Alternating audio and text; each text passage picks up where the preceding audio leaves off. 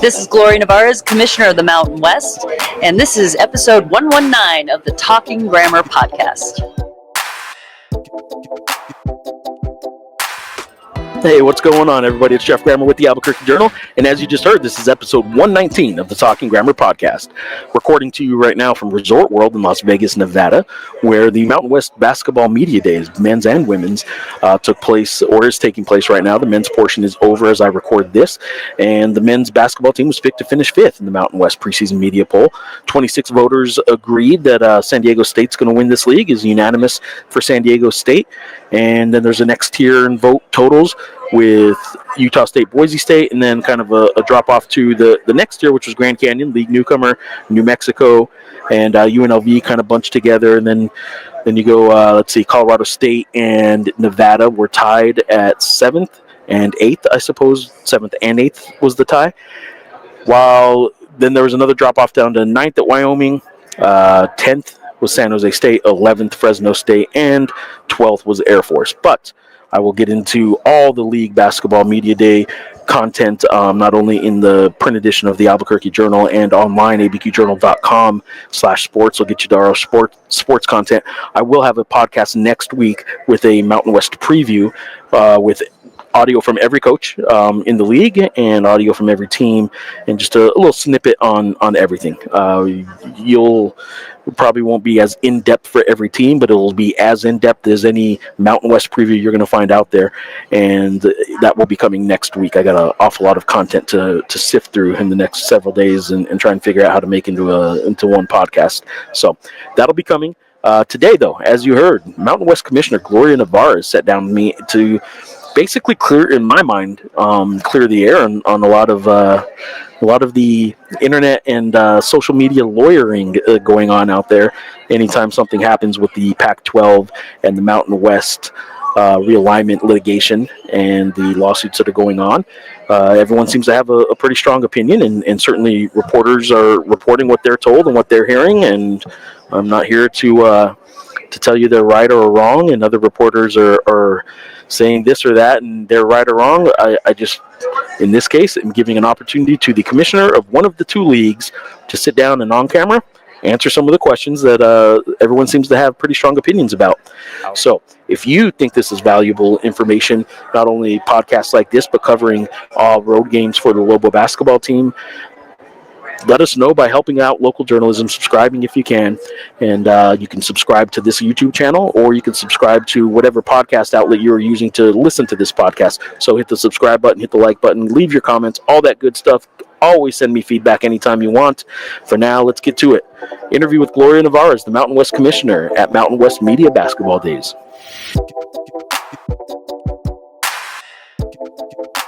Gloria, first of all, another Mountain West Media Day for basketball. I am primarily a basketball guy, so this is my element here. Another good one. The men's part of it's done. The women's part is starting. But what's your take on the state of basketball? Let's just start with the really broad Mountain West basketball question. Well, I think you know more than anyone. We're pretty excited. Yeah. You know, the multi-bid league thing is probably going to hold true again, and just looking forward to a lot of depth and a really competitive league play.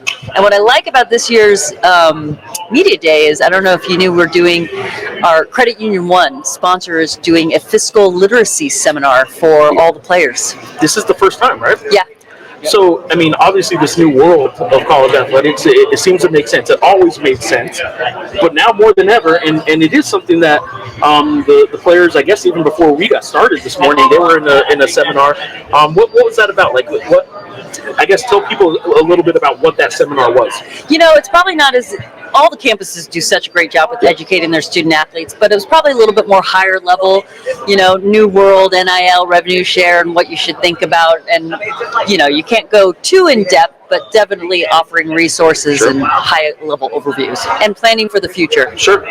I mean, the whole planning for the future part is interesting. I mean, in New Mexico, a former Mountain West player now, that the people are going to miss is Donovan Dent. And Donovan Dent has an opportunity this year to make an awful lot of life-changing money, even before he plays whatever level of professional basketball he plays.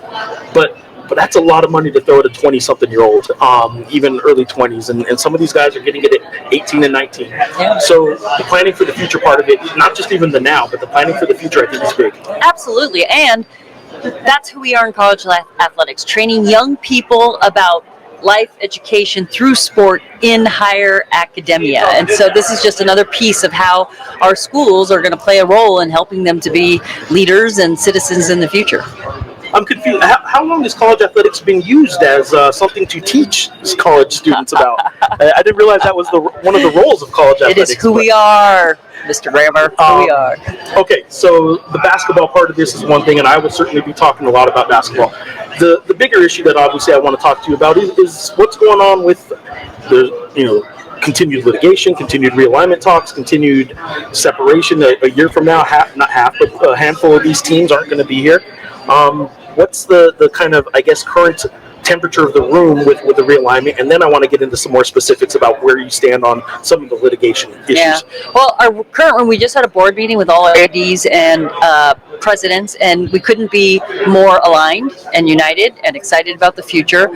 And so that was a really positive come together moment. I think for now we're focused on our media rights, which will be finishing up in the next couple weeks. We'll be excited when that's done. But I think for now, as far as expansion, we're definitely in a good spot. Never say never, but we continue to analyze the environment, but we're not actively soliciting more schools at this time. To be clear, too, when you have a meeting with presidents and ADs right now, we're talking about the ADs and presidents of the members that will be moving forward. This does not include the departing members? We have some meetings that pertain to operational issues for this season, and all current members would be in those. This meeting I'm referring to was a board meeting looking at future issues, and so it was only remaining schools and the incoming schools. The current status of the media rights deals and all that, I've seen some people say Mountain West wants to come out first, and others say that that's not true. Does it matter when in the order of the new Mountain West or the new media rights deals come out between the two conferences, the new Pac-12 and the Mountain West? Does that matter? The timing doesn't matter. I mean, ideally, we would have liked to announce something around Football Media Day. That's the primary target. But once that date came and went, we are erring on the side of doing it well and thoroughly and announcing it as a complete package. And while we have a sense of urgency that we don't really have a deadline or an ideal date that we're trying to hit. We just want to get it done well, and announce it as a package. Mountain West schools moving forward, we're talking, when I say Mountain West, the rest of the podcast, I'll talk about the future membership. Mountain West schools, do they have to worry that a couple of the programs and I guess brands that are leaving are well known? I mean, San Diego State is well known. Boise State is well known. How much is that going to devalue, if at all, a media rights package moving forward? I think the biggest challenge to media rights for all of us is it's been a challenging market, even when the Power Four went to market. But even more so when legacy partners like ESPN, CBS, Fox had picked up additional Western region inventory through the legacy Pac-12 members in their deals with the Big 12, the Big 10, and the ACC. That is challenging for those of us in the Western region selling Western time zone inventory. I thought the Western time zone inventory was previously, in my mind, I thought it was like, oh, there's some value there. There is, Late yes. in the day, you need this. You need some games. But now that those packages for a lot more East Coast, predominantly East Coast conferences, have West Coast teams, they can start filling it up a little bit with that. A little bit. Yeah. Litigation has certain steps all the time, no matter if it's a criminal case or a civil case. You can't read into everything, but a lot of people have read into something that just happened recently. The Mountain West did file a motion to try and basically get the case tossed before it ever went to trial. And this is the poaching case, is that right? Correct. My term, I don't know if that's the term you use when you refer to it, but maybe it is. The scheduling agreement. The scheduling agreement case. Yes. You guys, being the Mountain West, filed to have a judge take a look at it and possibly throw it out before it ever got to trial. That did not happen. Is that a big loss for the Mountain West, as some have suggested it is? No, it's a procedural element where you say to the court, okay, assuming everything they're alleging is true, is there enough of a case to actually go forward here? So a win would have been a significant win, but a loss just basically says the court wants more information before they make a ruling, meaning they want more facts, they want to go through discovery. So the judge made no ruling on the case, no ruling on the merits. All she said was, it's just not enough at this point to throw it out completely. And so we're looking forward to discovery and the next steps, and we're still very optimistic about it, the case. I wouldn't expect you to say anything other than optimistic. You're optimistic about it, but there's also some part of me that realizes if you guys weren't optimistic, these meetings with ADs and presidents, you guys probably would be shifting somehow at this point, and you haven't been. So when you say you're optimistic, it's because all the schools seem to be pretty confident in this as well. Are there any schools or any members currently in the future Mountain West contingent that are pushing for a different outcome? Like, hey, maybe we need to settle before this goes to court, or maybe we need to get out now while we can. Is anybody pushing for that? I wouldn't say we're aligned for sure. And, that could, I think right now we are all have an optimistic, we all as a board and athletic directors, presidents have an optimistic view of the case and are ready for discovery and the next steps. I don't think there's a single school. All of our schools are very excited about our future, are glad about their decision to stay, and that makes it really exciting for me, because if they weren't, what you're alluding to would be another round of shifting and realignment. Sure. But the good thing is our grant of rights is secure and holds us together through 32. All right. That is kind of leads into this other question. Is there is also suggestion and narrative out there on social media, which is the best place to get all your legal answers. Believe everything you see on social media. That there's a timeline or a hope that this gets settled sooner rather than later. Now, there's a natural truth to that, in that the longer this goes, the more lawyers do get money and that kind of stuff. But in terms of a deadline, like a school may say, look, if you guys don't give us this money by this time, we're out, or something like that, which has been suggested, as I think you probably have heard. Is there any timeline element to this?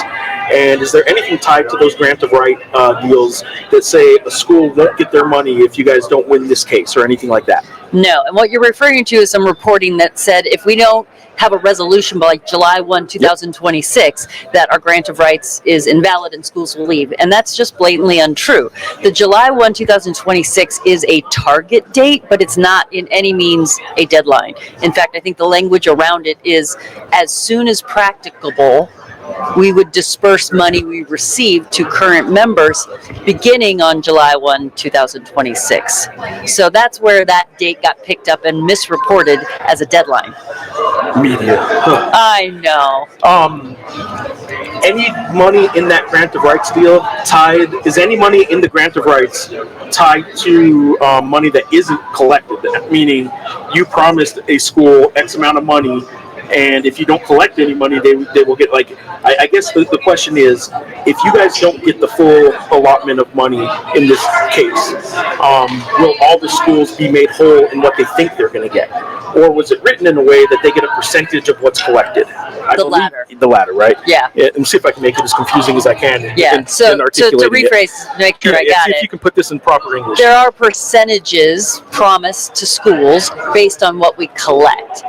There is no threshold by which, if we don't meet X dollars, the grant of rights failed, or schools can leave. All right.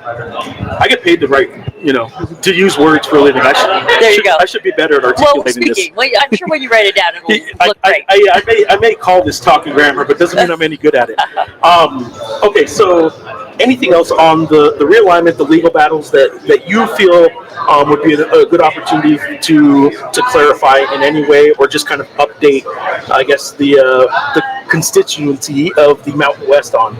I think you hit the major issue, the false perception around July 1 being some sort of deadline, and secondly, that the grant of rights fails should we not collect every penny of what's owed. So there's one other, just because I am in New Mexico, I will ask, there's always the notion of adding schools. They should add this school, they should add that school. As much as I can tell people, I've told them, you can't just add schools and then not have the pie get cut into bigger pieces or smaller pieces rather, and schools don't get as much money. You guys aren't always just looking to add schools. What if you are looking to add schools? What is it that you would look for specifically in my realm? I'm talking about New Mexico State, but just in general terms, what would it take to add a school? The short answer is a school that adds value. Now, adding value can change depending on what you're looking for. If you're really looking for football strength or basketball strength, recently value numerical. We needed to get up to a threshold. And so it starts with fit, alignment of core mission and values, and does this addition make us better, and if so, how? Okay, so football. Where are we at with football right now? The league is going to have a championship game. I know New Mexico football thinks it's really happy with their hire. Probably won't be competing this year for a championship, but is it headed in the right direction? What's the general feel around football in the Mountain West right now? Well, specifically in New Mexico, I saw you last week at Albuquerque, and just being at the game, I could feel how much Coach Eck and his family are embracing the community, loving Albuquerque. And by the way, what a gorgeous night and the sunset. I mean, it was the best Albuquerque has to offer. So we knew you were coming. You arranged that? That was beautiful. Thank you. So really, really optimistic and excited about what's happening at New Mexico. And it's also a cosmos of what's happening in the greater college athletic space. We were always that league. If we get good coaches, athletic directors, presidents, guess what? They sometimes get recruited away, but we always reload. We always find talent and develop it. And you can see that across all the programs here at Media Day. So many of them have double-digit new people on the roster. That's crazy. Yeah. New Mexico is a completely new roster. Right? Coaching staff and roster of players. They have 2 managers who were on the team last year. They don't even have the trainer. I didn't know that. Director of ops. Oh my goodness. Nothing. Complete turnover. And they're picked 5th. So there's still some respect there, I guess. Right? That's the key. Yeah. That's our magic formula here in the Mountain West, is we just keep finding a way to rebuild. Yeah. All right. Gloria, I appreciate it. I will sign off with just one last thing, and that's I'll open the floor to you. Anything about the league or anything you'd like to tell, particularly fans in Albuquerque, but I do have some people that pay attention or watch from other markets. Anything you'd like to say about the league moving forward? Lobo Nation at our basketball tournament is so amazing. I look forward to it, and I think there's going to be a nice little regional rivalry between some Lobos and some Lopes. What do you think? I think it's going to be pretty good. Yeah. I think that, and it is a drivable game for a lot of New Mexico fans. And they've got a pretty strong student base. I think that'll be a fun little... So here's what I'm looking forward to.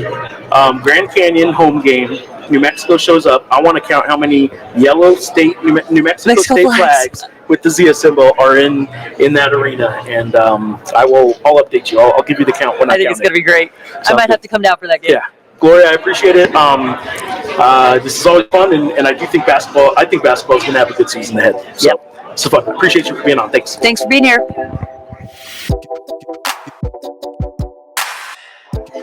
All right, there you go. Gloria Nevarez, Mountain West Commissioner. She obviously went over a lot of topics that I know are on the front of mind for a lot of Mountain West fans and Pac-12 fans. And I know in a lot of cases, a lot of people are already aligned with what they believe is going on with all of this. The truth is, probably none of us really know. It is in court for a reason. Nobody with 100% certainty knows what's going to happen in the game. We're talking athletics here, right? Nobody knows what's going to happen in court. Nobody knows all that kind of stuff. And the lawyering on social media probably isn't the best source of information either. So sometimes it's just good to go to the source, and there isn't a better source, at least in this realm right here, in this space I'm in right now at the Mountain West Media Days, than getting the commissioner herself on this podcast. So glad she did that. Very grateful for Gloria for doing that, and grateful to the Mountain West for making that happen, so you guys can hear from her. You guys get to make up your own mind. I'm not telling you to believe or disbelieve anything, just telling you sometimes it's best just to hear it from the source themselves rather than a bunch of unnamed sources and articles and on social media. Till next time, glad you guys are watching. Glad you guys are listening. Thanks for being a part of this. Again, Mountain West basketball, men's basketball preview coming up next episode. That'll be about a week from now, depending on when I can get all this content from my old phone that I recorded, downloaded, and into video form from 12 teams here at Mountain West those men's basketball media days. So until next time, thank you guys for watching. Thank you guys for listening to the Talking Grammar podcast.